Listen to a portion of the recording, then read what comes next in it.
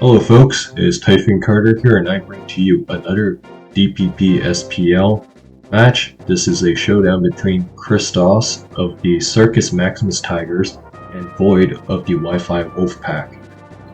Christos is coming in following a loss last week, and Void is continuing what has been a very strong campaign so far, going in at 3-1.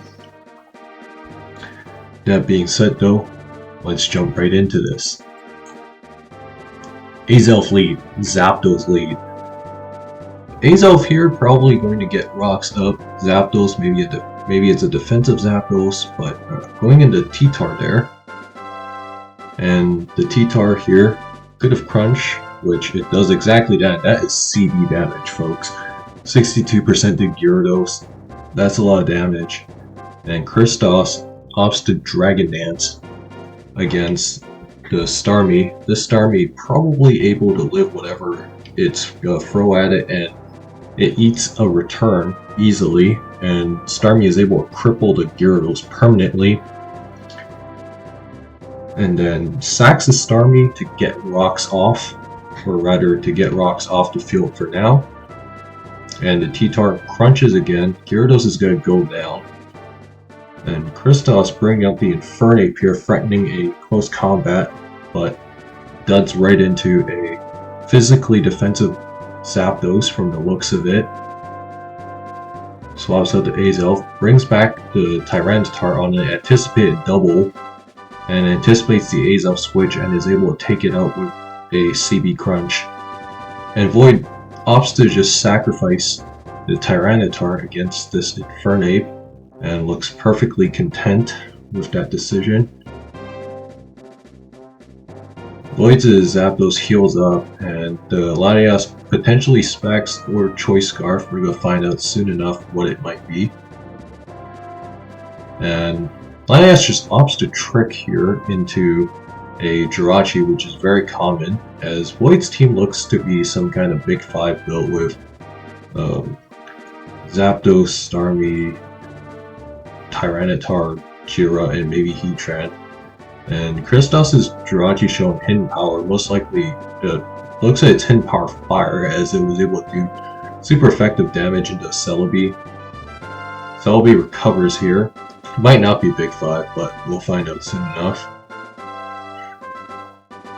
And the Celebi recovers again, and Christos anticipates this, so CM's up. And that's a Super Rachi, folks. Void tries to T-Wave the Jirachi, but eats it up, ease, and is going to take out the Celebi. And Void's last turns out to be Rhyperior, which is interesting, and it looks like Jirachi does not carry Grass Knot on this, so Void is able to comfortably take a kill and trade with it, but Christos' Infernape showing Grass Knot, so not going to get the job done. However, Void's Zapdos opts to T-Wave, and pretty safe play there to cripple whatever comes in. And Latias drops a Draco, but it's going to bounce off on the Zap. The Zap is going to be able to recover this. And the last looks to be Tyranitar, most likely Dragon Dance T-Tar. However, has to be wary of the Scarf Jirachi that's sitting in the back, and he is up there. Not sure about that one though. I think, and oh, Iron Head just straight up kills the Tyranitar. That's not great. And yeah, Jirachi is gonna do its thing and just Iron Head flinch. Hopefully it flinches its way through. That could have been very disastrous if he didn't get that second flinch, as Infernape was in Blaze range, and if it got the Fire Blast through, then it would have killed, but nope, the Jirachi just flinching its way through. Christos looks kind of helpless, or rather it's at the mercy of that.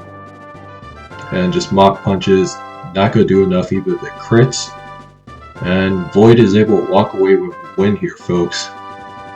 Yeah, that's probably the first game this SPO where we've seen Jirachi kind of do its Iron Head nonsense that people always love to clamor DPP about having this issue with. I think there's a couple things looking back at this, I think Christos, when he brought in the Tyranitar, I don't think Dragon Dancing was necessarily the best move because of the fact that, one, like Christos already knew that, hey look, the Jirachi has a Choice Scarf tricked on by the Latias earlier in the game.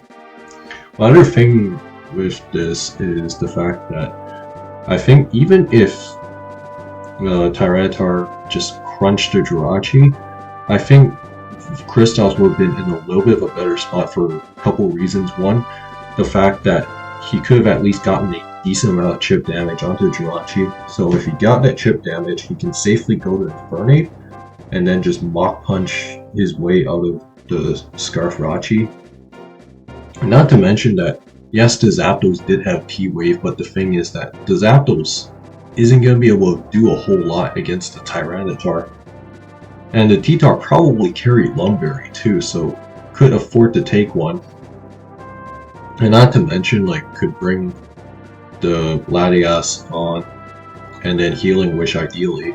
Because from the looks of it, Christos' team, like the Latias being Choice Scarf indicates that it most likely did carry Healing Wish, so could also heal the Infernape back to full. Like, I think Christos had a chance to win this, even factoring in all the Iron Head flinch nonsense, which while it sucked, I don't think, I think on the turn where he brought the T-Tar in, I don't think going for DD was the best play. I think he should have just crunched there. And especially considering that the Infernape carried Mach Punch too, so we would be able to get out of that, and the Jirachi can't recover any of its health back because of the fact that it was tricked, so yeah, just like a couple things to take into account. But yeah, that being said though, if you guys enjoyed this video, like, comment, subscribe, and I will see you guys next time.